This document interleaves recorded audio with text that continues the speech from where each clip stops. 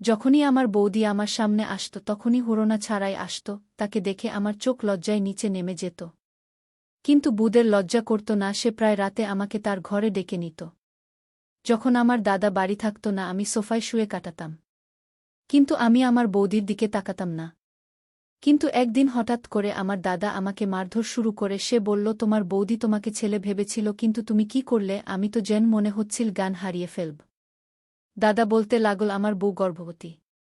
আর সে তোমার সন্তানের। আমার নাম হামিদ। আমার বাবা একজন অনেক বড় ব্যবসায়ী ছিলেন এবং তিনি ২-১ বার বিয়ে করেছিলেন। আমার বাবার ১০ বছর ধরে আমার মায়ের থেকে কোনো সন্তান হয়নি। তাই তিনি সন্তানের জন্য অন্য মহিলাকে বিয়ে করেছিলেন। একটি ছেলে জন্ম নিল যার নাম ছিল হামজা। কিন্তু এরপর যখন তার বয়স ৪ থেকে ৫ বছর হল তখন আমার মা ও গর্ভবতী হল। কিন্তু মা এ পৃথিবী ছেড়ে চলে গেল, আর চলে যাওয়ার সময় আমাকে বললেন বাবাকে সে কখনো ক্ষমা করবে না। আমার মা ছিল আমার বাবার প্রথম স্ত্রী। কিন্তু এখন আমার দাদা আমার বাবার দ্বিতীয় স্ত্রীর ছেলে, তিনিও আর এই পৃথিবীতে নেই। এখন আমরা ২ ভাই আর বাবা একই বাড়িতে থাকতাম। একদিন আমার বাবাও এই পৃথিবী ছেড়ে চলে গেল। তখন আমার দাদার বয়স ছিল ২১ বছর আর আমার বয়স ছিল ১৭ বছর। যাবার সময় বাবা বলেছিলেন ২ ভাইকে একসাথে থাকতে হবে এবং একে অপরকে খুব ভালোবাসতে হবে। এবং এমনই হয়েছিল। আমরা দুজন দুজনকে ভালোবাসতাম খুব বেশি এবং একসাথে থাকতাম। আমাদের কোনো সমস্যা ছিল না এবং এক মুহূর্তের জন্যও মনে হয়নি যে আমাদের মায়েরা আলাদা। কারণ আমাদের বাবা তো একই ছিল। আর তাই আমাদের সম্পর্ক ছিল রক্তের। আমি আমার দাদাকে খুব ভালোবাসতাম। যাওয়ার আগে আমার বাবা আমার দাদার সম্পর্ক নিশ্চিত করেছিল। যদিও সব আত্মীয়স্বজন বলেছিল যে এই জায়গায় সম্পর্ক করবে না, এই লোকগুলো ভালো না। কিন্তু আমার বাবা কেন ওখানে সম্পর্ক করল? আমি জানি না। যারা তাদের চিনত তারা বলতো যে ওরা খুব চতুর, কিন্তু বাবা বললেন এটা এমনই পৃথিবী যে ভালো মানুষটাই খারাপ বলে ঢুকি। আমার বৌদির নাম নাইরা, সে খুব সুন্দর ছিল। আমার দাদা তার প্রেমে পড়েছিল আর হয়তো আমার দাদা বাবাকে বলেছিল যে তার সাথে দাদার বিয়ে করিয়ে দিতে। আমার দাদার সাথে তার বিয়ে হয়ে গেল আর সে এ বাড়িতে এসে গেল, দিন কাটতে লাগল। আমি কখনো পড়াশোনা করছি না। আর এই কয়দিন আমার পরীক্ষা ছিল। তাই অফিসে একদমই আমি যেতাম না। মাঝে মাঝে যেতাম। আমার বাবা একজন ব্যবসায়ী ছিলেন আর বাবা একটা বড় কোম্পানি খুলেছিল। আমার দাদা সেখানে রোজ যেত। বাড়িতে আমি আর বুদি থাকতাম। আমার বৌদি বেশ শিক্ষিত, কিন্তু আমি তার কাছে কোনো সাহায্য চাইনি। কারণ আমি একটা নির্দিষ্ট দূরত্ব বজায় রেখে চলতে চেয়েছিলাম। তখন গ্রীষ্মের মৌসুম ছিল আর তাই গরমে খুবই খারাপ অবস্থা ছিল। ভাবছিলাম গ্রীষ্মে কেন পরীক্ষা হয়। এখন আমি হোলঘরে বসে পড়াশোনা করছিলাম। তখন দেখলাম আমার বৌদি ওড়না ছাড়া হলে এসেছে। সে হোলঘরে পরিষ্কার করতে লাগল। আমি ভাবছিলাম ওর স্টাফটা কোথায়, সে কি কোথাও ভুলে গেছে। আমি চোখ নামিয়ে নিলাম, ইচ্ছা করে কাঁদতে লাগলাম যাতে সে বুঝতে পারে যে আমি এখানে বসেছিলাম। বোধহয় সে তার স্টাফকে ঘরে ভুল এসেছে। কিন্তু সে আমার দিকে তাকালো, কিন্তু তার এতে কোনো প্রভাব পড়ল না। তারপর আমি আবার জোরে জোরে কাশি দিতে লাগলাম। কিন্তু তখনও সে কোনো পাত্তা দেয়নি। কিছুক্ষণ পর সে এক গ্লাস জল এনে টেবিলে রাখল আর জিজ্ঞেস করল, কি ব্যাপার, তোমার কি গলা ব্যথা? আমি কি তোমাকে ওষুধ দেব? আমি তার দিকে তাকাচ্ছিলাম না এবং সে আমার সাথে কথা বলছিল। আমি তাকে স্পষ্টই বোঝাচ্ছিলাম যে আমার লজ্জা লাগছে, সে কিন্তু লজ্জা বোধ করছিল না। সে কথা বলতে লাগল। এরপর জলের গ্লাস রেখে ফিরে গেল। আমি অবাক হলাম যে বৌদি তো লজ্জায় নেই। সে তার ওড়না খুলে বাইরে চলে এলো। তার কি লজ্জা লাগে না যে বাড়িতে তার একটা দেওর থাকে? ঠিক আছে, আমার মনে এমন কিচ্ছু ছিল না, কিন্তু তাও তার নিজের এটাকে অদ্ভুত মনে হয় না? কারণ আমাদের দেশের মেয়েরা এখনও ওড়না দিয়ে মাথায়, এখানে এমন প্রথা নেই। কোনো ফ্যাশন নেই যা প্রতিটি বাড়ির শোভা হয়ে উঠবে। আর আমার বৌদির অস্তিত্ব এত ভারী ছিল যে তা তো নিজেকে লুকিয়ে রাখা উচিত ছিল। কারণ সে পাতলা ছিল না, তার ওড়না নয়, বরং একটা বড় চাদর গায়ে দেওয়া উচিত ছিল। কিন্তু সে তার স্কার্ফ খুলে ঘরের আশেপাশে ঘোরাফেরা করত। মাঝে মাঝে কোনো কিছু পড়ে গেলে তা তুলতে মাটিতে বসে পড়ত আর বিশ্রীভাবে বসত। আমি জানি না সে কি করত। আমি এই প্রথম এরকম দেখেছি।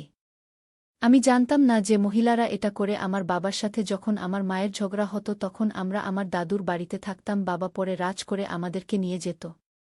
কিন্তু ওখানে অনেক লোক ছিল আর কোনো মহিলাকে আমি কখনো ওখানে এরকম দেখিনি। মাথা থেকে স্কার্ফ খুলে গেলে এটা তো স্বাভাবিক ব্যাপার। মাথা থেকে স্টার ফুলে যাওয়া এটা স্বাভাবিক ব্যাপার।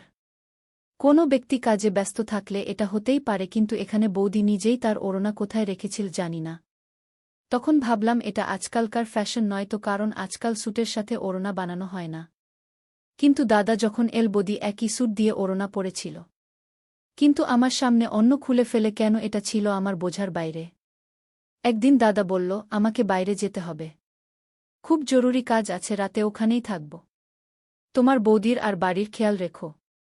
তখন আমার বৌদি বলল, আমি খুব ভয় পাচ্ছি, আমি রুমে একা থাকতে পারি না। সে দাদার সাথে কথা বলছিল, সে দাদাকে বলেছিল তোমার যাওয়ার কি দরকার, আমি ঘুমাব না, আর আমার খুব ভয় লাগছে, পেয়ে যাবে না, আমাকে সাথে নিয়ে যাও।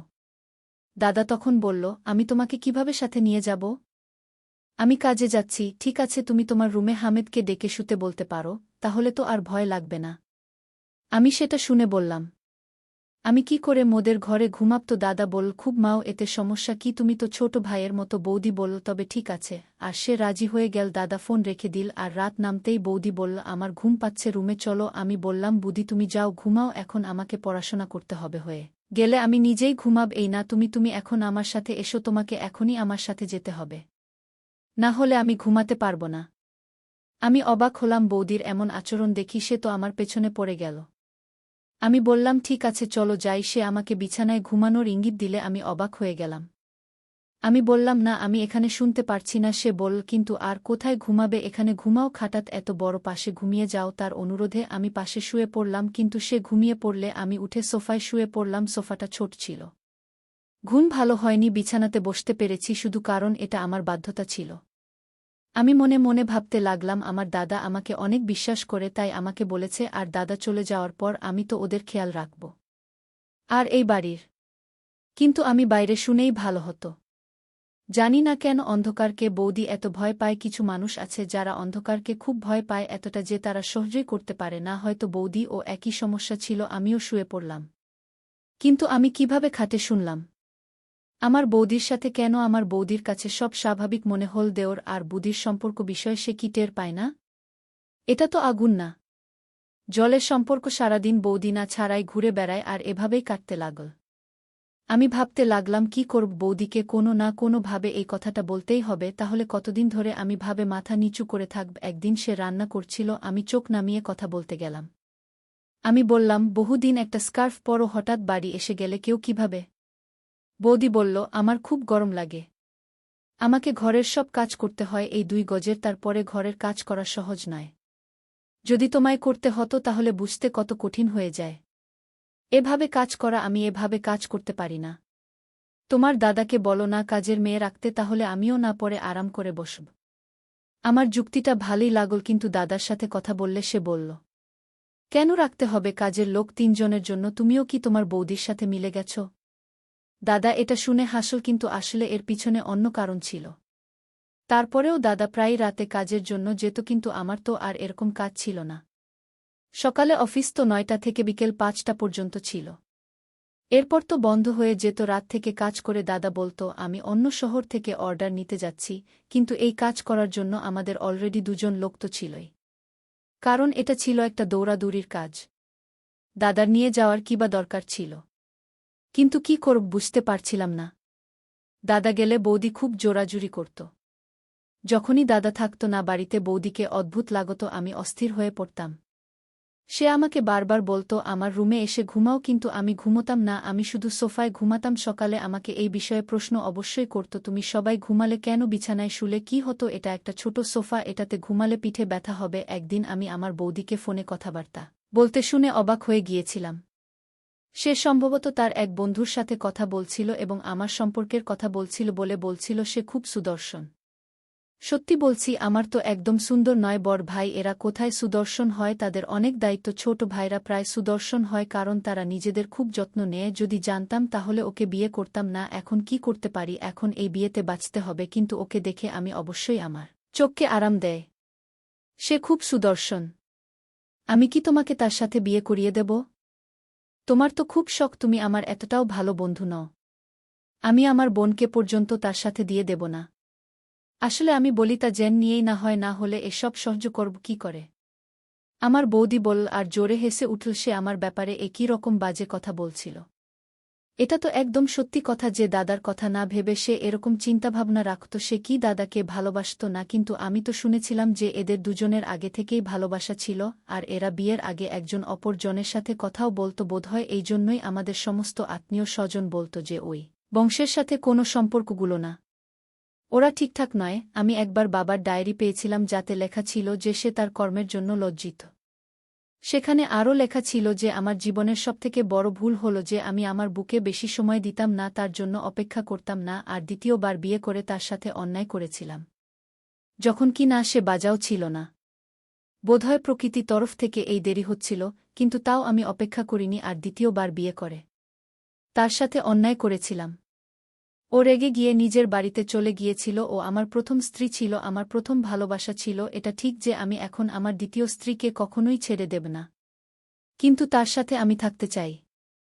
আমার মনের মধ্যে অনেক বেশি অনুশোচনা আছে।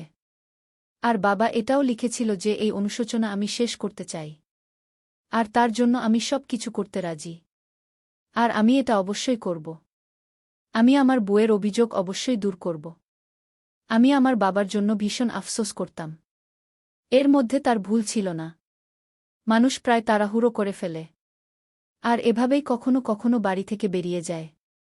একদিন আমি বাড়িতেই ছিলাম, হঠাৎ করে আমার বড় দিন সেখানে চলে আসলো। সে খুব সুন্দর জামাকাপড় পরেছিল, কিন্তু সেই জামাকাপড় ছিল ভীষণভাবে টাইপসেট। সে বলতে লাগল আমাকে কেমন লাগছে। সে তো আমার সামনে ঘোরাঘুরি করতে শুরু করল।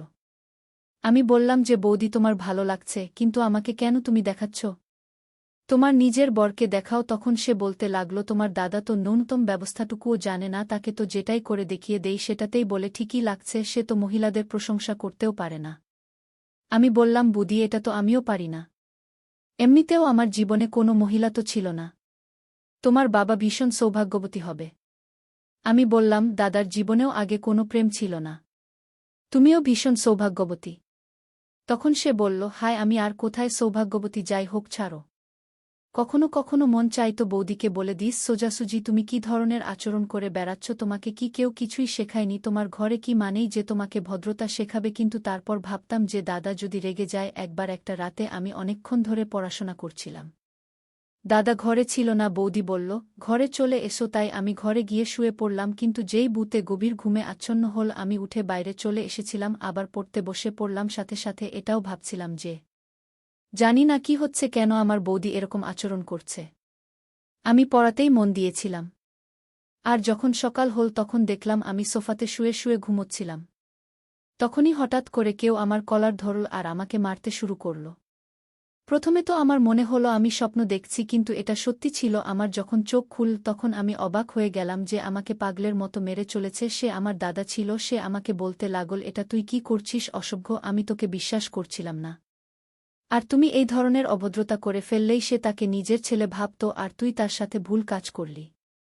আমি বৌদির কান্নার আওয়াজ পেলাম, আর আমার দাদা আমাকে মেরেই চলেছিল। এরপর আমি আমার দাদার হাত ধরে নিলাম আর বললাম এসব কি হচ্ছে, আমাকে কেন পাগলের মতো মেরে চলেছ? আমি করেছি এটা কি? আমার দাদা বলল এখনও আমাকে বলতে হবে তুমি কি করেছ? দাদা বলল যে কিছুক্ষণের মধ্যে আমাদের কাকা এবং তার বউ চলে আসবেন, যারা আমাদের বাড়ির বড় এবং যারা এখনও পর্যন্ত বেঁচে আছেন তাদেরকে ওই সমস্ত কথা জানানো হয়েছে। আমার দাদা বলল আমি বাড়ির বাইরে যেতাম যখন তখন একে আমার বউয়ের ঘরেতেই আমি শুতে বলতাম, কেননা ও রাত্রিবেলা ভয় পেত। ও তো একে নিজের ছেলের মতোই ভাবত, যে আমার ছোট দেওর আমার ছেলের মতোই। আর আজকে না জানে ওর সাথে কি করছে। আজ সে গর্ভবতী, আর এটা আমার বাচ্চা নয় বরং এর বাচ্চা। আমার বউয়ের সাথেও বাজে কাজ করেছে এবং তারপর তাকে ভয় দেখিয়ে থমকে দিয়ে চুপ করতে বলে বলল চুপ থাকবে, না হলে আমি তোমায় বদনাম করে দেব। কিন্তু আমি জানতে পেরে গেছি। তারা অবাক হয়ে গিয়েছিল আর আমাকে অবাক হয়ে দেখতে লাগল। বৌদি যখন বাইরে আসলো তখন সে খুব বাজেভাবে কাঁদছিল, আর তার ঘাড়ের কাছে কিছু দাগও ছিল। আমার দাদা বলল দেখো আমার বউয়ের কী অবস্থা করেছে। আমার কাকিমা তার মুখে হাত দিয়ে বলতে লাগল এমা এ কী অবস্থা, সবাই আমাকেই বাজে বাজে কথা বলতে লাগল। এমনকি আমার দাদাও বলল আজ থেকে তোমার আমার সম্পর্ক শেষ, চলে যাও এখান থেকে। আমি আমার সম্পত্তি থেকে তোমাকে দূর করে দিলাম। আমি নিজের সাফাই দিচ্ছিলাম, কিন্তু কেউ আমার কথাই শুনতে চাইছিল না। কাকাও আমাকে এই কথা শোনাচ্ছিল।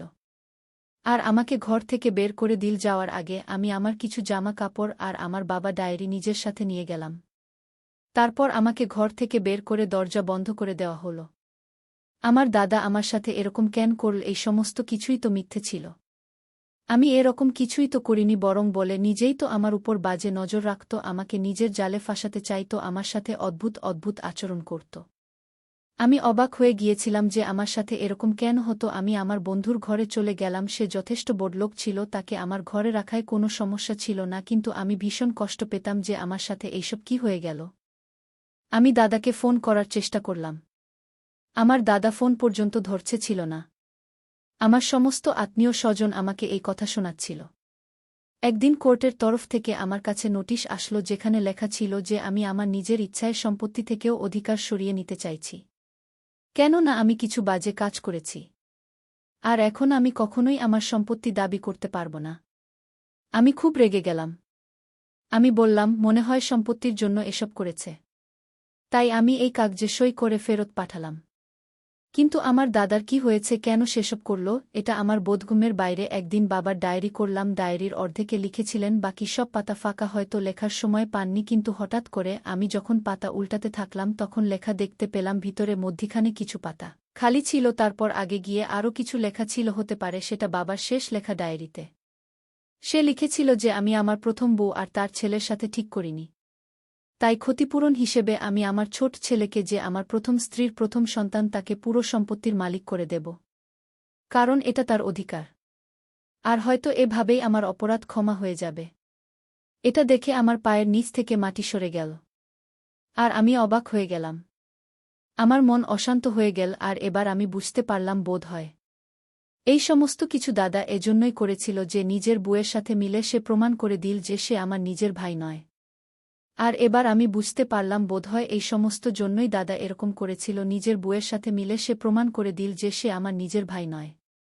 আমাদের মধ্যে রক্ত তো একই ছিল, এক বাপের ছিল, কিন্তু আমাদের মায়ের রক্ত আলাদা ছিল, আর সে তাকে প্রমাণ করে দিল।